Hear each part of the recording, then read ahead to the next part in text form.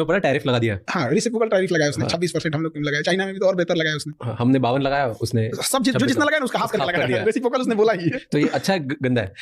ये उसके देश के हिसाब से है, हर देश को अपना हिसाब से राइट है करने का। तो जब टैरिफ बढ़ाते घटाते हैं तो कभी इंपोर्ट पे फायदा होता है तो एक्सपोर्ट पे, तो डिपेंड करता है कि हम कितनी चीजों का इंपोर्ट एक्सपोर्ट कर रहे होते हैं।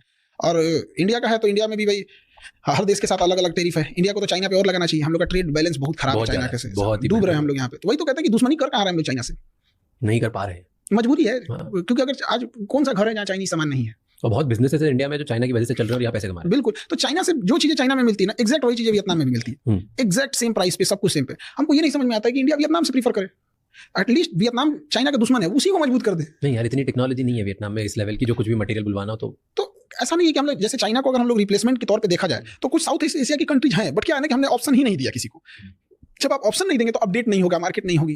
किसी होटल में कस्टमर ही कम आएंगे तो कितनी वैरायटीज रखेगा? तो कस्टमर पहले, अब वो तो चिकन और एग वाली मुर्गी पहले आया कि अंडा पहले आया, तो थोड़ा थोड़ा हम लोग को उधर जाना चाहिए उस एरिया में। बट चाइना का कुछ जरूरत से ज्यादा